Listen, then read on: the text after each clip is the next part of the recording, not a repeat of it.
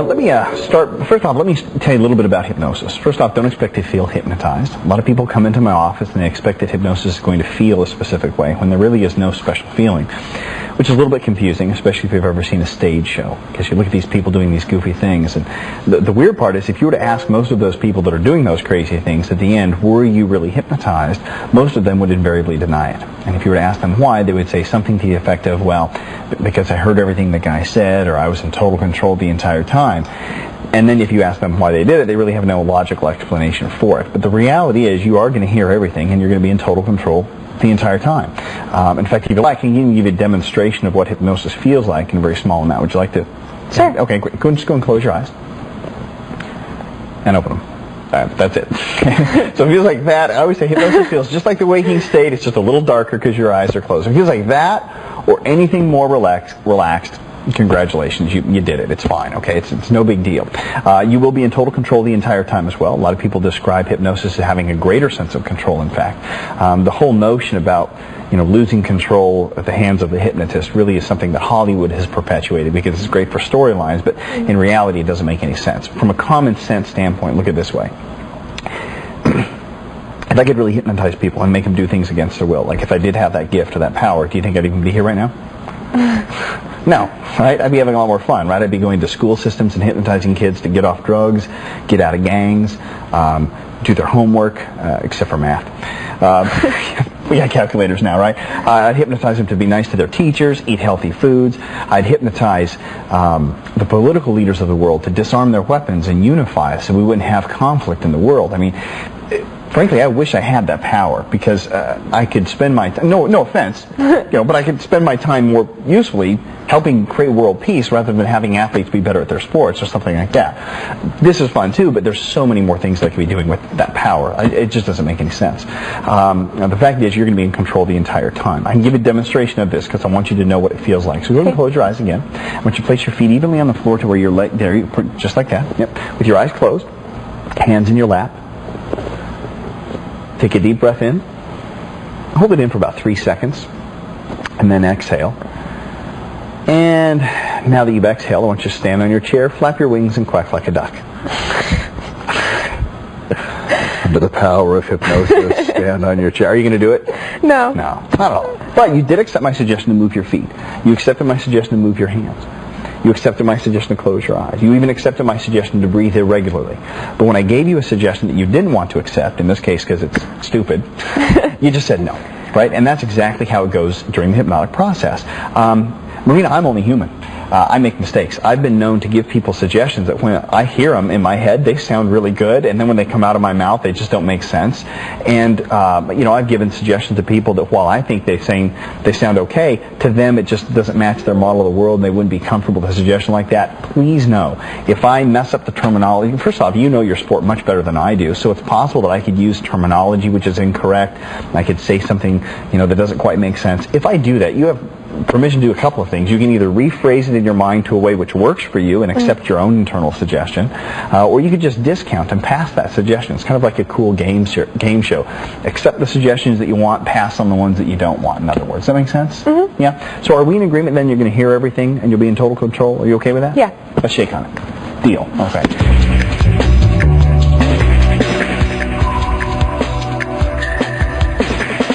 Now, in that case, why does it work so well? Because if you don't go deaf, and don't hear anything, and you don't lose control, why does it work? Well, the reason that hypnosis works so well is because the body responds to commands from the mind, much like a robot responds to commands from a programmer. You're in charge. You tell your body what to do, right? Mm-hmm. You want your hand to lift, it lifts. Mm-hmm. You don't have to negotiate with it. You don't have to convince it. You just think it, and it works. The best example of this in terms of how the mind affects the body would be reading a book. When you read a book, do you generate emotions in your body, yes or no? Yes. Yes. What is an emotion? Anger. What is anger? What is fear? Sadness, and all those things? What are they? They're biochemical changes. In other words, does that make sense? Mm-hmm. Yeah. Would you for even a moment say that the print on the page created a biochemical change inside your body, though?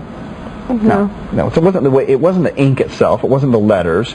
But it was the interpretation of the letters. It was the interpretation of the words of the paragraphs or whatnot that created a thought. And then that thought became so realistic, the body biochemically reacted. Does that make sense? Yes. Yeah. That's what today's about. Today's about creating a series of thoughts in your mind which are so realistic, your body biochemically reacts to it and creates within you whatever it needs to in terms of we can... well, let me give you an example of this on a real superficial level, and then we'll talk about how it works out medically. Go and close your eyes for a moment again. And I want you to imagine now that you're back at your house, okay? Or your apartment, wherever you live. And I want you to imagine walking into the kitchen. Perhaps you can feel the floor beneath your feet. I'm not sure what type of a surface it is. It could be a carpet, it could be tile or linoleum, whatever's fine. I want you to imagine walking into your kitchen and going to the refrigerator. As you reach out and grab that handle, perhaps you give a little tug. You can feel the magnets holding, but as you tug it open, you can feel that all too familiar sensation of the refrigerator door releasing from the magnets and hear that sound. And as you open it up, maybe you can even imagine the cool air of the refrigerator coming out and greeting your skin. Of course, the engine clicks on to keep the contents cool, and a little light clicks on, of course. And inside, I want you to imagine a bowl of fresh, ripe, juicy lemons, all right? I want you to imagine picking up one of those yellow lemons, going over to the countertop and taking a paring knife and slicing that lemon into 4 evenly sliced wedges. Okay? Maybe you can even hear the fibers of the lemon tearing as the knife cuts its way through. You see the juices squirting out on the countertop. Maybe you can even imagine smelling that citrusy scent. I want you to imagine now picking up any one of those wedges between your thumb and your forefinger. As you bring it up towards your mouth, maybe you can even see the seeds hiding in between the fibers of the lemon. And just go and imagine taking that lemon, putting it in your mouth and biting down on the lemon and separating the fruit from the rind and feeling that, there you go, feeling the bitter and the tart and the sweet all in one. Now just go and open your eyes and notice the amount of saliva in your mouth. Yeah. It increased, didn't it? Yeah. Now, was there really a lemon there? Mm-mm. No, but the robot thought so. In other words, the body responded. Now, I know it's just spit, but that's a chemical. All right, we can do the same thing with your blood pressure, your blood sugar.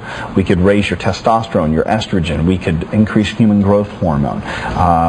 We could increase your melatonin, give you a better night's rest. I mean, we can do anything biochemically through hypnosis. It's just that one we can do very quickly without having to do a blood analysis or something like that. But we could certainly work with any biochemical change. So today is about creating a series of thoughts which are so realistic, the body biochemically reacts as if it were actually happening.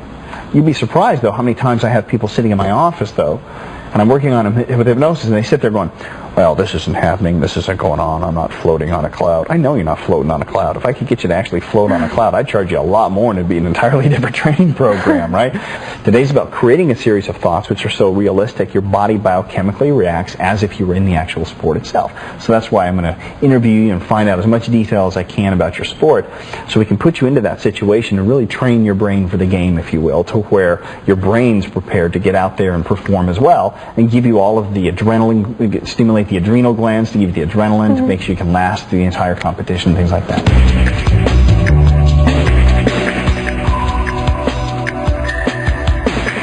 What I'd like to do is I'd like to ask you some questions on that. Would it be okay with Sure. with regard to your sport? How will your life improve?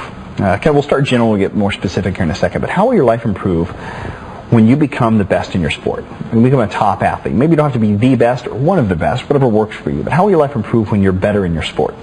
Well, I think that I put so much effort and passion and dedication into my sport that being able to achieve my goals is making what I spend my time doing and worthwhile, and giving myself kind of the confidence and the ability to continue with everything else I'm doing, and knowing that when I do put my heart into something, that something good comes out of it. And I think that will carry over into every aspect of my life, with my family, when it comes to putting effort into friendships, or into my passions academically, or with people. So I think it's something that carries over into every part of your life, and when you strive for something, you want to be able to achieve it. So sure. All right, so let's talk a little bit about some of these things here. We'll kind of we'll paint a picture around them, and we'll get the sounds and the feelings associated with it, so we can go there. Let's talk about, so you said increasing confidence in your ability, which will go into things when you put your effort, you put your heart into something.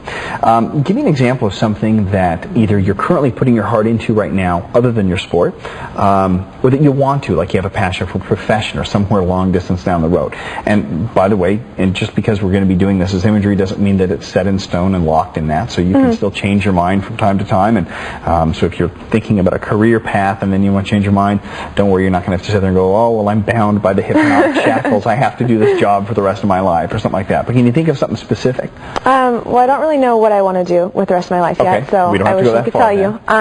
But I'm majoring in English and looking around at all different types of studies, but I think just with most of all with my relationships and the way I interact with people. And let's pursue that then.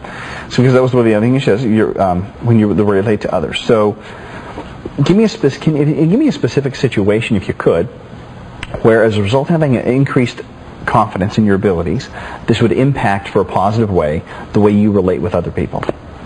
Well, I think having confidence in who you are and being able to have a better idea of yourself and be able to be honest about who you are carries over into having self-esteem in relationships. And when you don't have self-esteem in a relationship, I think the other person is the one who pays for it. So that's really important. And I also think being able to put time and effort into a relationship that you don't see going anywhere, you don't see improvement just yet, and just having that faith that this is going to be worth it in the end, and I'm going to be able to connect with this person, or I'm going to get through this, knowing that I will get results for whatever I put my time and my effort into. Sure. I think that's really the important thing. Okay. So when you say relationships, we're talking about intimate relationships, friend relationships, family relationships, obviously all of them. I think everything, yeah. Yeah? Yeah. Pick one of your favorite of those three, and then we'll kind of go with that one.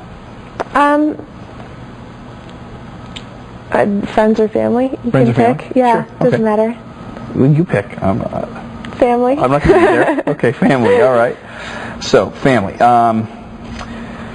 So, tell me who's in your family. We don't have to go with the entire genealogical tree, but just the immediate family. Immediate, my mom, my sister, and my dad. Okay, mom, sister, and dad. Mm-hmm. And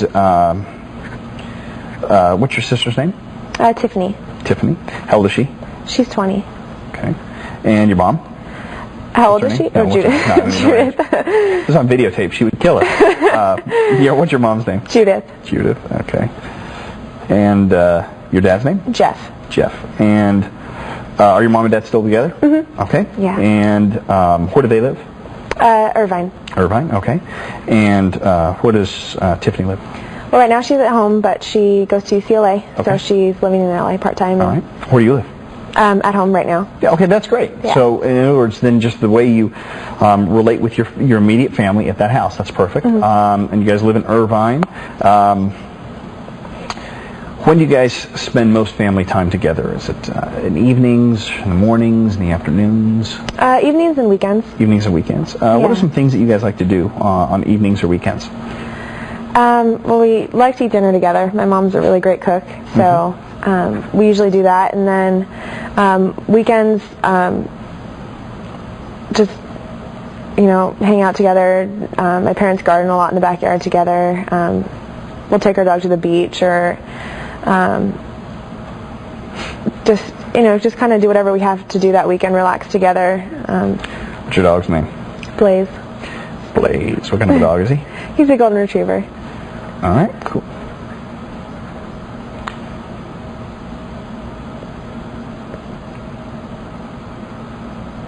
What beach do you guys like to go to? It depends. It doesn't matter. Okay. Huntington. Sure. Anywhere.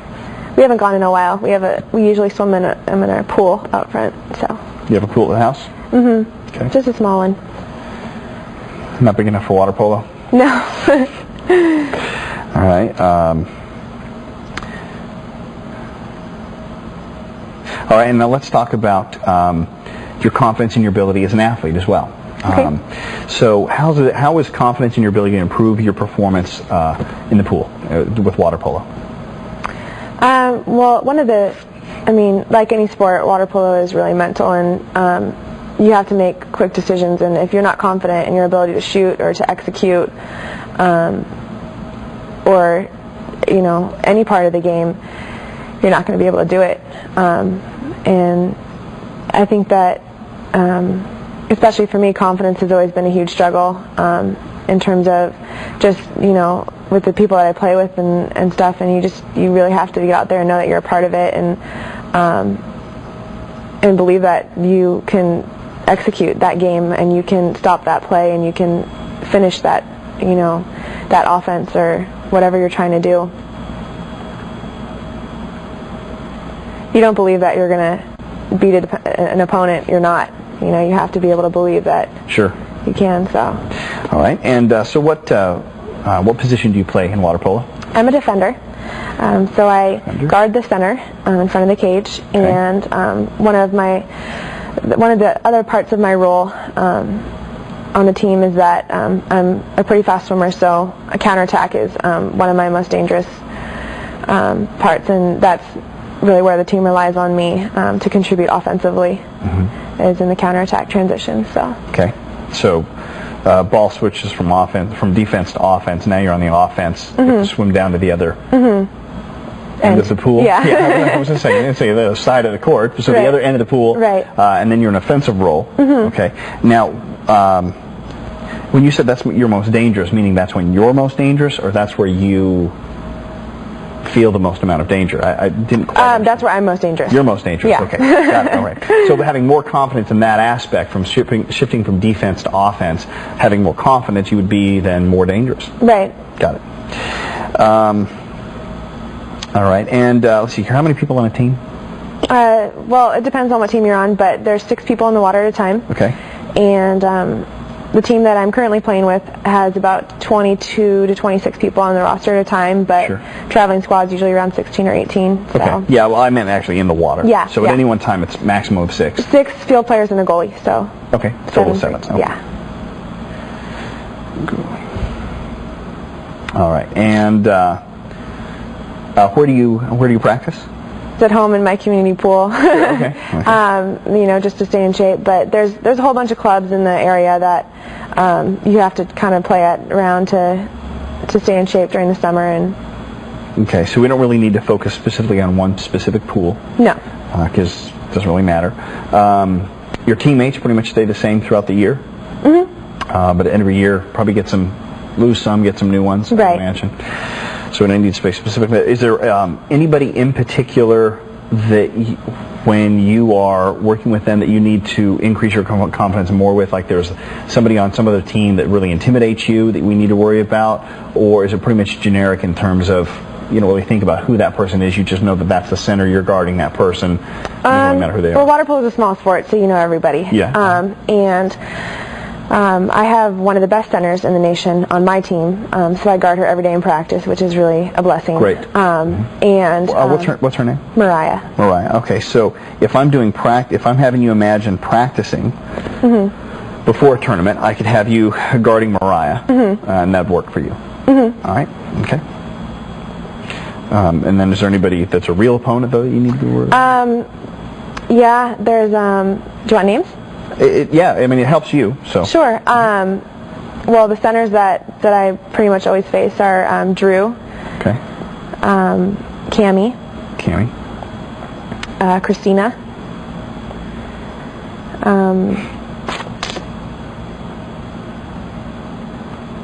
those are pretty much the big ones.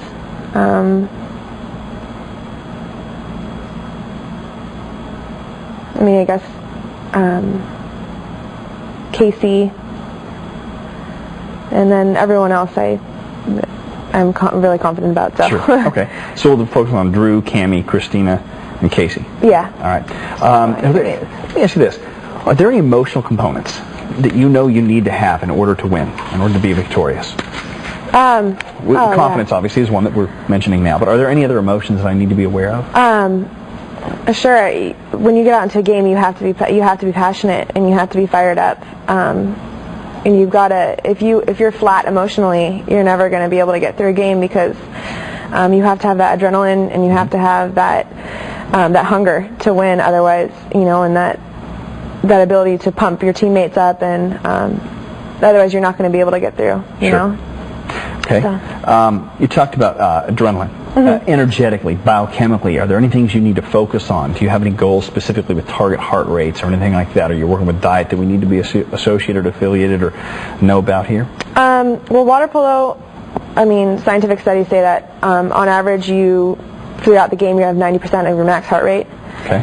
The whole time. So you have to you have to have high endurance, and you got to be able to push past the burn better than anyone else can. And in terms of training, it's the same thing. You got to be mentally be able to push yourself past that burn and keep that high heart rate and train that way. Otherwise, you're never going to be able to perform that way in a game. Great. Let's talk about training. How long do you train? It depends. Sometimes, anywhere between an hour and 5 hours. It just depends what you're doing. And if it's in the pool, swimming, you can go anywhere from 40 minutes to 2 hours. How long is the game? Well, it's 4 7-minute quarters, but usually ends up being about 45 minutes to an hour.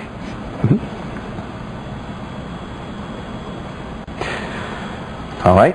Anything else you think I need to know about your sport that will assist me in helping you to become quicker, faster, more passionate, having more responsive time, making decisions, things like that? Anything else you think I need to know?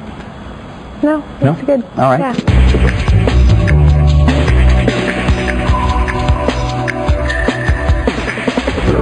What I'd like to do now are some suggestibility tests. Okay. Don't worry, they're not pass-fail type tests. Everybody passes, I'm sure you'll do wonderfully. They determine your level of suggestibility, so I know how much time I need to spend during the induction process. Okay? All right, good. So if I can get you to just stand up for a second for me, please. And just go and kind of stand here toward the center, a little bit forward, more, a little bit. That's good, just right there. Go and now take your right arm and point it forward toward me. Now in a moment I'm going to have you rotate your body with your legs stationary. I'm going to have you rotate your body clockwise, going this way. Okay. And I want you to just go until your body stops. I don't want you to strain. I don't want you to hurt yourself. But just go to where it stops comfortably, if you will. Okay? Just go and rotate around. And then once you stop, just notice where you point. Okay? Okay. And then come back around. And then just close your eyes. Okay. Put your hand down, sorry. And now in your mind's eye, I want you to imagine bringing your arm back up. And in your mind's eye, I want you to imagine rotating your body. You're not going to physically do it, but I just want you to imagine rotating around. All right? I want you to imagine rotating past the two plants, the little windows on the set, and going past the halogen lamps, and going past the filter screens, and going past the set and the lights, and I want you to imagine going even beyond the camera to the other lights, and rotating even past me and going all the way around, like twisting more than you ever be able to twist. And then just open your eyes. I'm going to bring your arm back up again, and just go and do it again. Notice how much more further you go. Okay, what'd you go about? 10% there, maybe 5%? That's about 10% more. Yeah. Okay, good. Go and have a seat. Feeling great for no good reason. Easy. All right. Okay. The next one we're going to do is a finger strength test. I want you to take your hand and place it kind of like this. The other hand, if you could, please. There we go. Just go and bring it more over here toward me. I want you to resist. I'm going to pull your fingers apart. Okay? Not too hard. Okay? Now, this time, I want you can, if you need to kind of look down here, you can do this. I want you to imagine that in your hand, your fingers are becoming a steel ring. Okay? So just imagine like it's a solid steel ring. No beginning, no end, just a complete solid steel ring, okay? Complete solid steel ring. Can you feel the difference? Yeah, a lot more strength, yeah? Okay? Did good on that one. Let's do this. Go and sit back and just put your hands out front like you're sleepwalking, and then just close your eyes. Why don't you turn your right hand over for me, if you would, please, Marina? And in your right hand, I want you to imagine now a big, heavy dictionary, or maybe one of those collegiate textbooks. Yeah? And I want you to imagine around your left wrist like 20, 30, 40, 50 helium balloons. And they're lifting up into the sky, and the wind's pulling them into the directions. Your arm's getting higher and higher, and your right arm's getting heavier and heavier. Now I want you to open your eyes and notice the disparity between your hands. Now, is there really a book and a balloon here? No. No, but the robot thought so. Now, if just thinking, you can put your hands down. If just thinking your hand heavy and thinking your hand light can move your hands from here to here in the span of about 10 seconds. Think about where your body is right now as a result of the sum total of all your thoughts.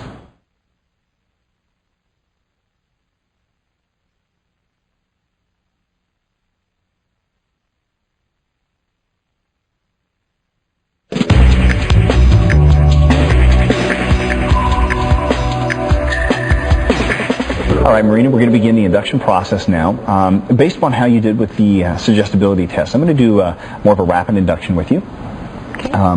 Still equally relaxing, in fact, sometimes more so. And the way we're going to do an induction which was developed by a gentleman by the name of Dave Ellman a long time ago, and it's called the yardstick induction. It's pretty simple. Basically, I'm going to have you imagine a yardstick in front of you right here. Okay?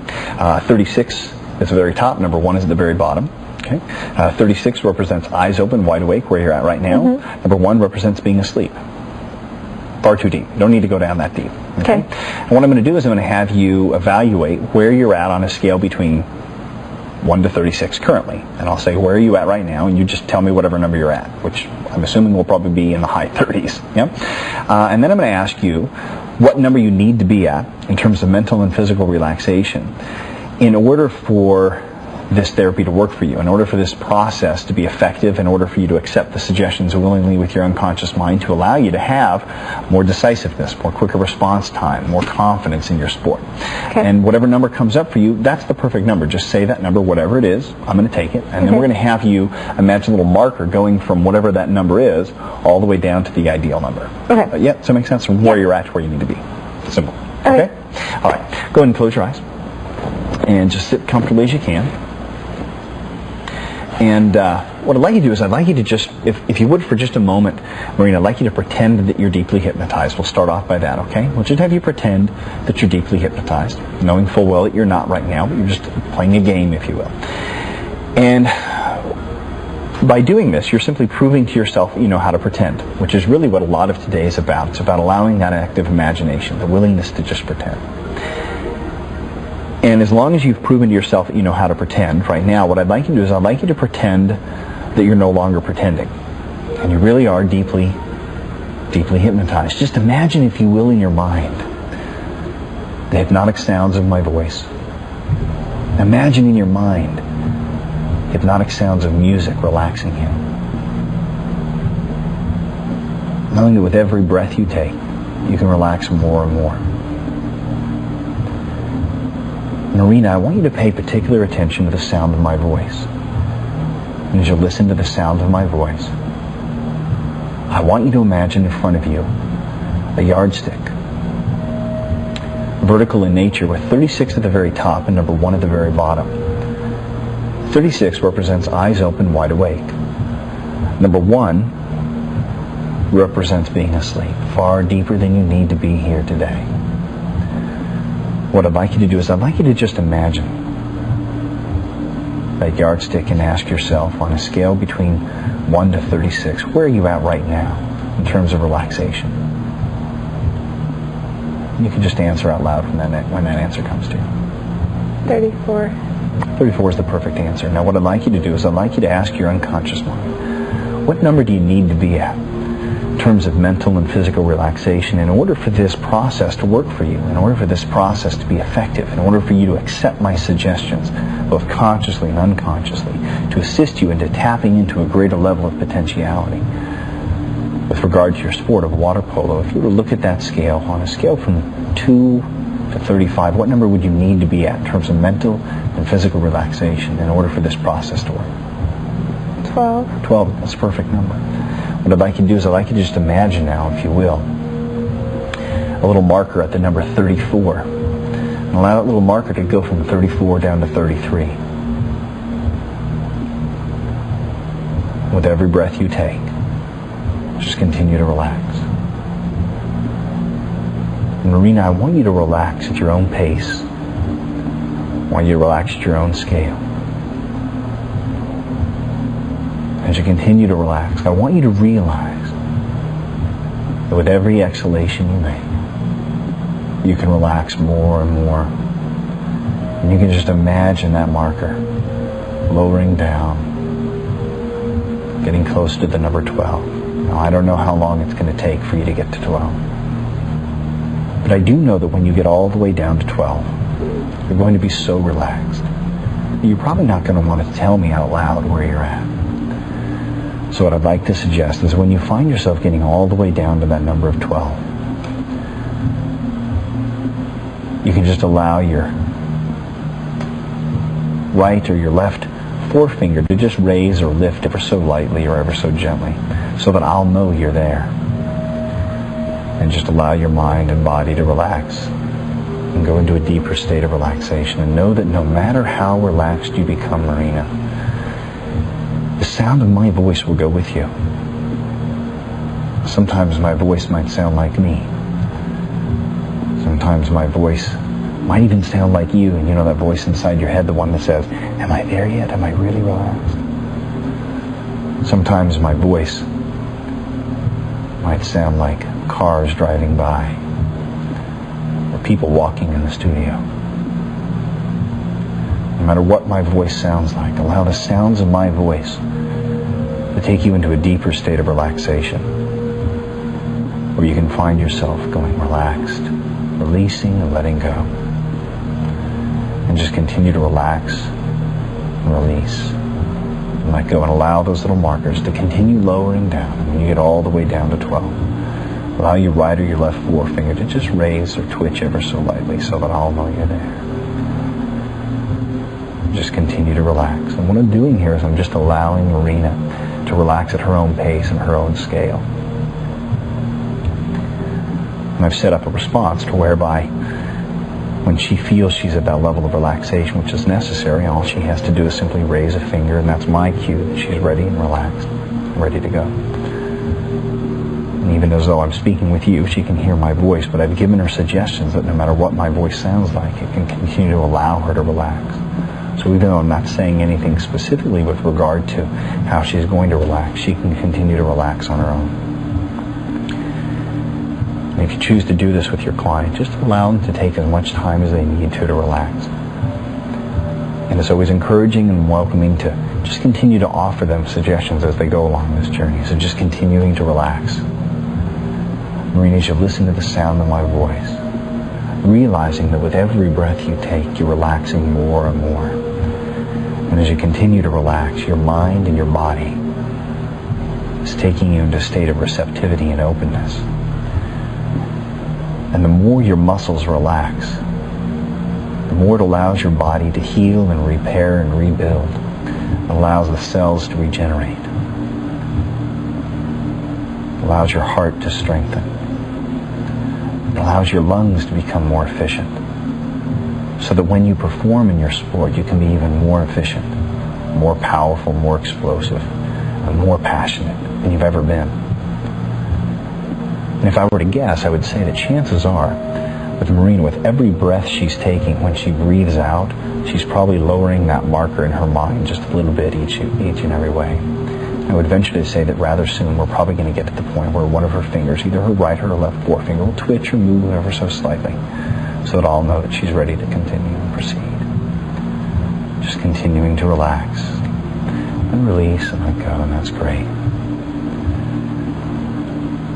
And as you continue to relax, Marina, listening to the sound of my voice, I'm going to now count backward from 5 to 1. And as I count backward from 5 to 1, I would like you to allow the weight of your legs to become so heavy, so relaxed, that even if you were to try to lift them, you would find that you cannot, for they're just too heavy. 5, feeling the relaxation now flowing into your legs. 4, allowing the relaxation to go even deeper now, as it flows from the muscles into the fibers and the tendons and the cartilage. 3, allow that relaxation to flow all the way down, deep into the marrow of the bones. 2, relaxed to even move, as you feel the relaxing sensations, taking you from 2, all the way down now to 1. So heavy, so relaxed are your legs. I want you to try to lift your legs and find, with perhaps even a bit of amusement, that you cannot. But they're just too heavy. They're just too relaxed. They cannot lift.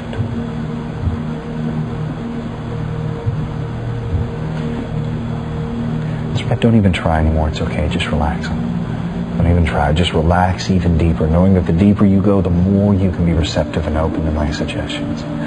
For now, I'm going to count from 5 to 1. As I count from 5 to 1, I want you to allow the weight of your eyelids to become so heavy that even if you were to try to open your eyes, you would find that you cannot. 5, feeling the relaxation in your eyes now deepening.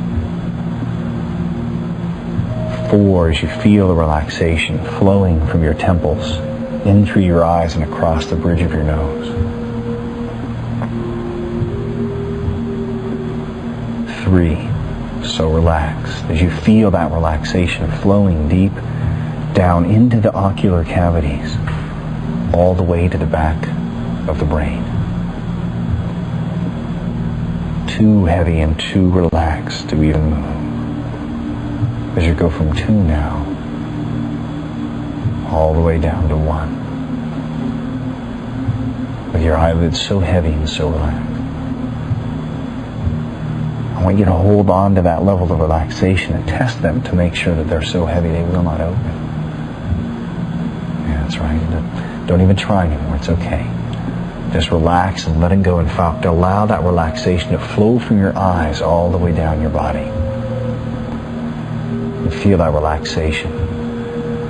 And realize that perhaps you haven't noticed this yet, but in a very few moments, if not already, one of your hands begins feeling differently than the other.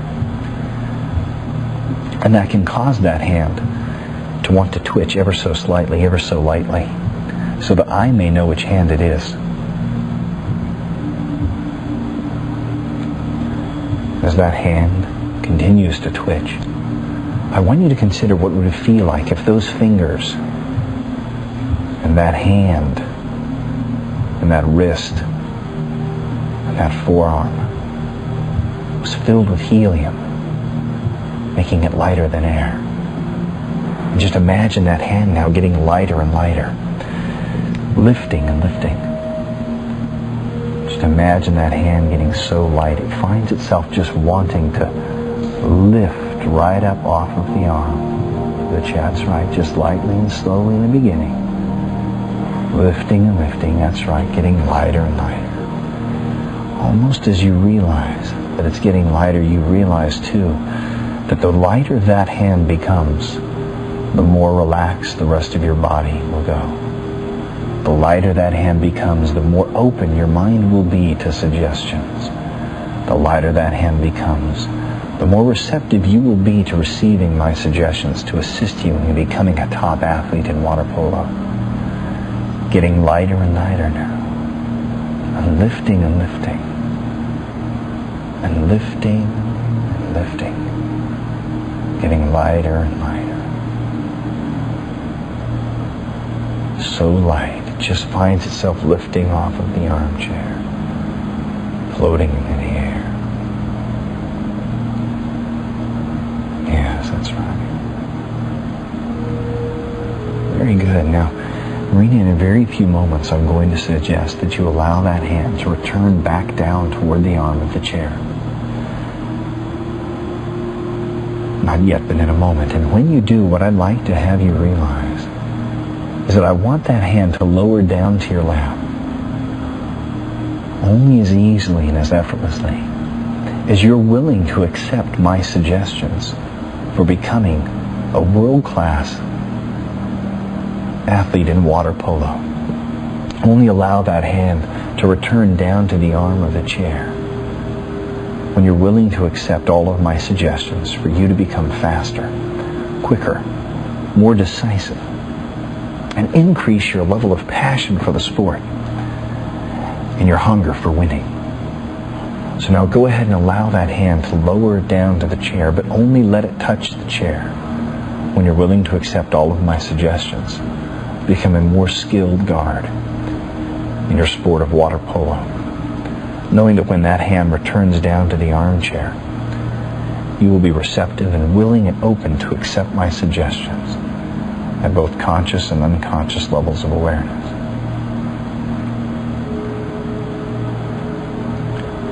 Once again, I'm just using this as a cue for me to know when it's ready to proceed. This is a great way for you to allow the athlete to let you know what right pace and what time frames. And I think you should give them as much time as they want to take this process, because this is somewhat of an emotional line being drawn in the sand where there's a dialogue more than likely going on with her right now, but consciously sitting there saying, okay, well, that means when this hand touches my lap, I have to step up my performance. When this hand touches my lap, I have to become more effective in my performance as a guard at water polo. So it's okay to allow that to happen. And you can see there's almost a bit of decisiveness going on in there. And then once that happens, usually there's kind of a release. There we go, we just saw a release. And then it lets me know that she's ready to proceed and ready to continue. It's just a lot more respectful than just me assuming that she's ready to go.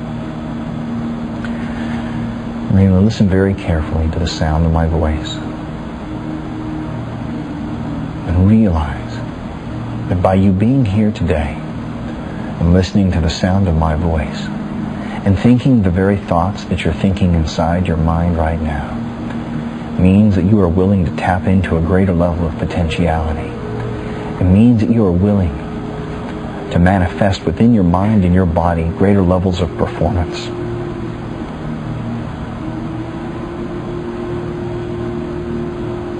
And I want you to imagine now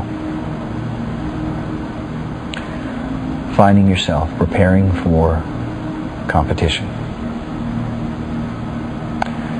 You find yourself going about your usual warm-ups, stretching the muscles, getting the blood pumping, circulating through your body. As you do this, you also allow this time to be kind of a mental warm-up as well. And from now on, as you find yourself warming up, I want you to take this time to not only physically warm up the muscles in your body, but also mentally prepare your mind. And imagine, in fact, going out and becoming the most effective guard that you could imagine. Imagine in your mind being able to move with a stealth-like quickness. Imagine being able to be more decisive. Imagine, if you will, in your mind, having a greater level of passion for the sport and allowing that passion to give you the confidence and the ability to be quick and decisive, fast. So not only are you warming up your physical muscles, but you're preparing your mind, you're preparing your brain to enable you to have all of the mental and physical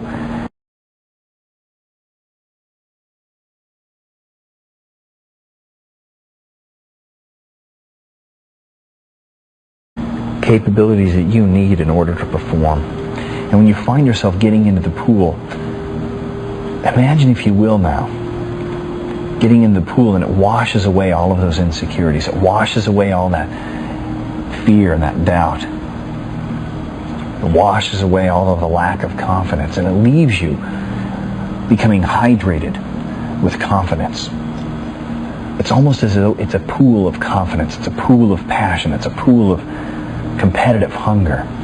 And as you feel that water beginning to absorb in through the cells of your skin, you too begin absorbing into that confidence and that passion to win and that hunger for victory.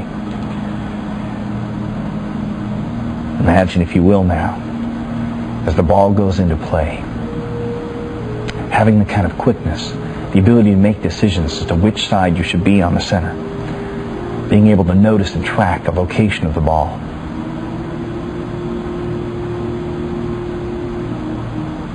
Notice your ability to almost predict where the location of the ball is going to be. And in this, I remind you, or I expose you to a concept of Wayne Gretzky when he was being interviewed one time. And somebody asked him why he was so great at his sport.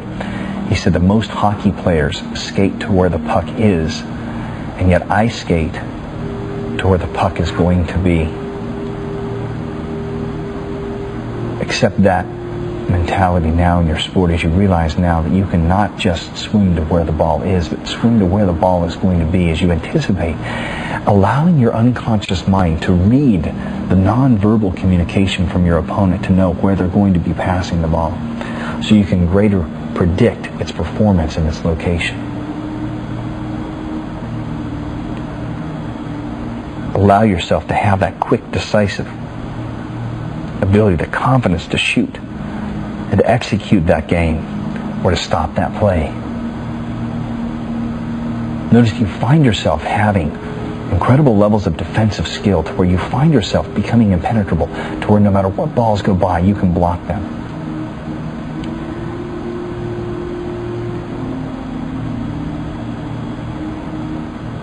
Imagine, if you will, when the ball shifts teams and you run from or you go from a defensive mentality to an offensive mentality, where you find yourself becoming more dangerous than you've ever been. As you find yourself being able to swim with speed like that of a dolphin, going from one end to the other quickly and easily.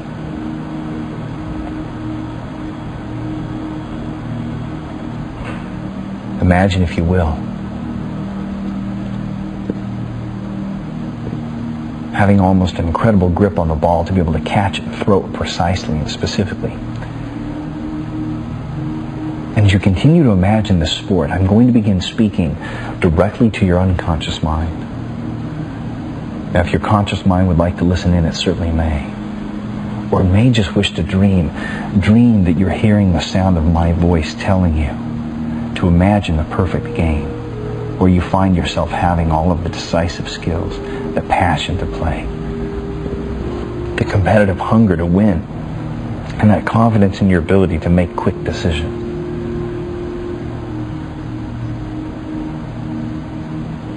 And Marina, I want you to realize that when you find yourself going after that pool and competing, that no matter what happens, you're going to be quick enough.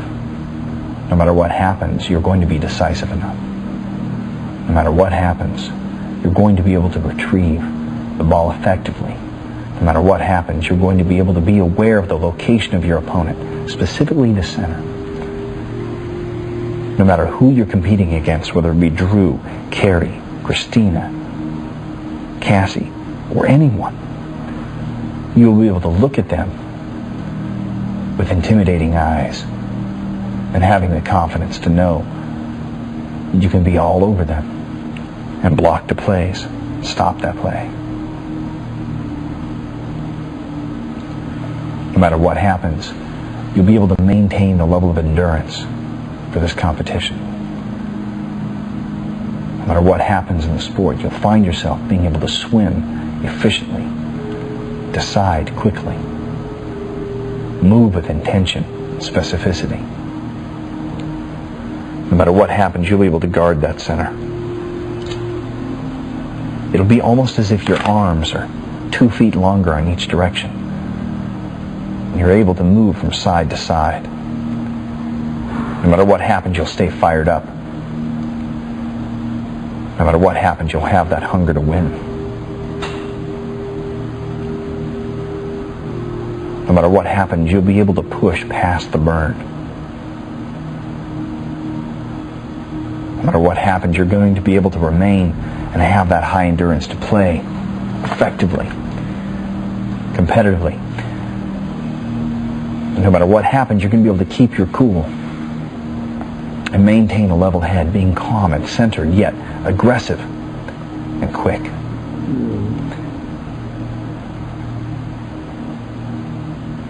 Just imagine, if you will now,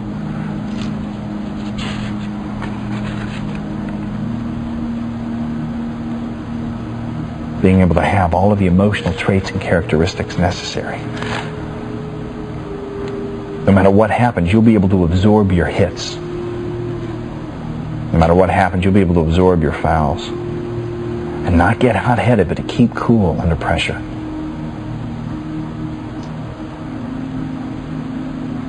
With every passing game, you will find yourself increasing your level of hunger to win. With every passing game, you will find your passion beginning to increase more and more. With every passing game, you will find yourself becoming more in control of your emotions to stay cool and to display your confidence.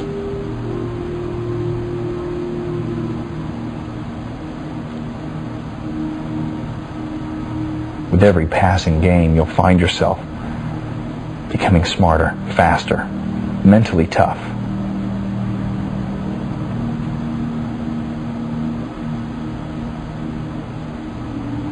And with each and every passing day, your confidence will begin growing, perhaps imperceptibly at first, but it will increase to where it finds yourself being able to be not only more confident in your sport, but in all areas of life. Like in your ability to communicate with the people that you love the most, whether it be your friends or your family. Imagine, if you will now, taking your ability and your confidence and your skills that you've learned and acquired through water polo, and taking them to other areas of life that allow you to do other things better, like a pebble in a pond, creating a ripple effect. Everything affects everything, Marina, so you find yourself now being able to communicate more effectively with your parents, with your sister, realizing that no matter what happens in that family dynamic, you too can also keep your cool there and not get hot-headed.